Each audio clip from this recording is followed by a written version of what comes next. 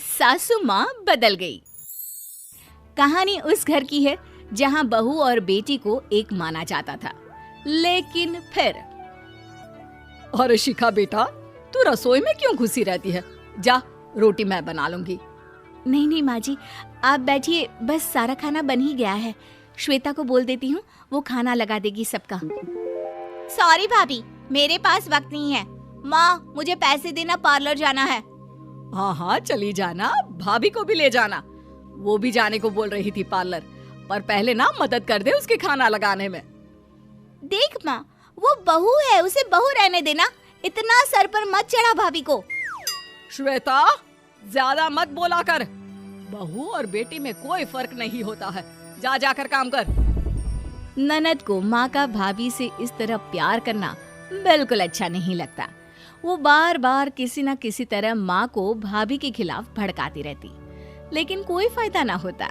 एक रोज, अरे बेटे किशन, जा बहू को कहीं घुमा कर ला, सारा दिन घर में काम करती रहती है। हाँ हाँ माँ, हम लोग जा रहे हैं ना गोवा। अच्छा जी, भाभी ने तो हमें बताया भी नहीं। वैसे तो सारी पंचायत करती है, ये गोवा वाली बात क्यों छुपा गई हमसे? अरे क्योंकि उसे खुद नहीं पता था बहन। मुझे टिकट सस्ती मिल रही थी तो मैंने बुक कर दिया। हाँ शिखा, पैकिंग कर ले, संडे हम जा रहे हैं गोवा। दोपहर में शिखा पैकिंग कर रही थी कि सास आ जाती है। ये क्या बहू, साड़ियाँ? अरे गोवा जा रही है घूमने या फिर शादी में मायके हैं? माँ जी, ऐसा कुछ है ही नहीं, समझ में नहीं आ रहा क्या रखूं कपड़े में। अरे तेरी और श्वेता की साइज तो एक ही है, उसके कुछ मॉडर्न कपड़े ले ले, आकर लौटा देना। हाँ माँ जी, ये ठीक रहेगा। शिखा श्वेता के पास जाती है और उससे कपड़े मांगती है। ना जी ना, मैं अपने कपड़े ना दूं, वैसे भी फैल जाएंगे मेरे कपड़े, बहुत महंगे वाले हैं। शिखा मुंह लटकाकर कमरे में आ जाती है तो सास कहती है, चल तैयार हो जा, तुझे मैं शॉपिंग करा कर लाती हूँ गोवा की।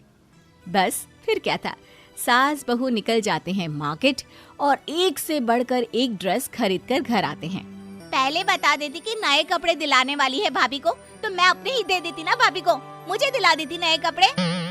देख श्वेता, परिवार का मतलब सबके साथ रहना होता है, ना कि सिर्फ अपना सोचना। वैसे भी तुझे अच्छे संस्कार सीखने चाहिए।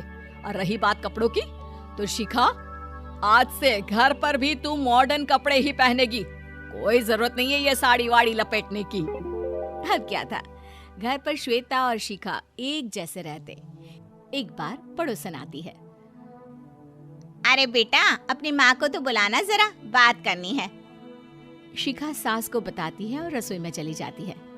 ये आपकी बेटी बहुत बड़ी हो गई है, इसके लिए एक रिश्ता है, कहो तो बता दूं। ये बेटी नहीं बहू है, घर में सब एक जैसा ही रहता है। वैसे मेरी बेटी भी बड़ी हो गई है, कोई रिश्ता हो तो जरूर बताना। पड़ोसन रिश्ता लेकर उन लोगों के घर आती है। तब श्वेता की होने वाली सास कहती है, तो ये घर है, कितने मंजिल का है? और ये बहू ने आपकी क्या पहन रखा है, जीन्स टॉप? अरे भाई, साड़ी वाड़ी नहीं है क्या इसके पास? देखिए, सर्दी है तो साड़ी में बहू कैसे मैनेज करती, वैसे पहनती है साड़ी भी। देखिए, हम लोग ठहरे पैसे वाले लोग, कोई कमी नहीं है हम लोगों के पास पैसों की, बहुत पैसे हैं, जमीन, नौकर चाकर, कार, सब कुछ है, लेकिन घर में संस्कारी बहू चाहिए। समझ रही हैं ना आप? सास कुछ कहती कि श्वेता बोल पड़ती है, हाय रे, नौकर चाकर से लेकर जमीन, कार, पैसा, हाँ हाँ मुझे रिश्ता मंजूर है मुझे। अरे रुक जा श्वेता, मैं बात कर रही हूँ ना। देखिए, हम लोगों के घर इतनी आजादी नहीं मिलेगी। अरे हाँ कर देना माँ, हाँ कर दे जल्दी से। सास क्या करती, बेटी की शादी ऐसे घर में कर देती है जहाँ ना उनके विचार मिलते हैं और ना ही आचार। शादी के बाद एक रोज फोन पर, श्वेता बेटा, एक बार घर आ जा, बहुत दिल करता है तुझे देखने का। माँ, वो घर पर बहुत काम होता है, कैसे आऊँ? बड़ा घर है, लेकिन आने जाने वालों की लाइन ही लगी रहती है। बेटा मैं तो जानती थी उस घर का हाल, लेकिन तू ही नहीं मान रही थी। माँ देख, हर घर का यही हाल है।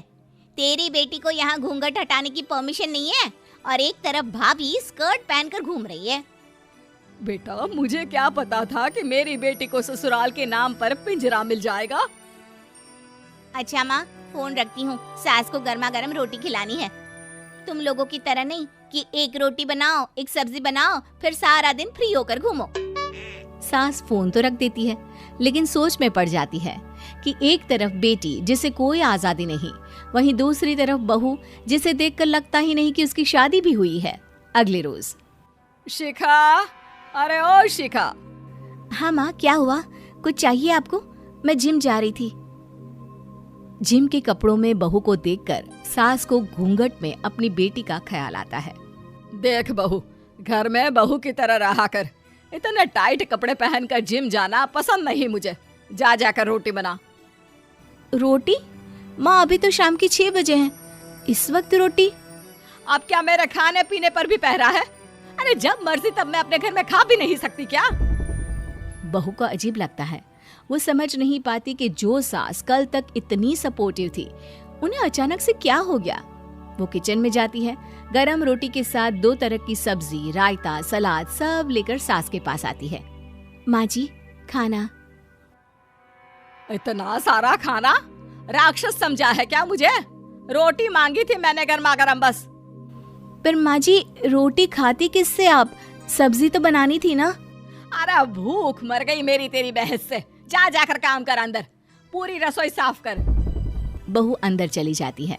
थोड़ी देर में श्वेता घर आती है। अरे शिखा जल्दी से चाय ला, पकवान बना, मेरी बेटी आई है।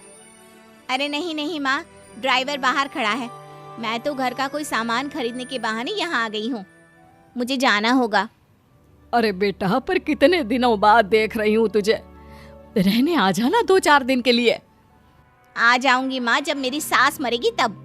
मैं तो रोज मन्नत मानती हूँ कि मेरी सास मर जाए तो अच्छा है। अच्छा चल, जा रही हूँ माँ।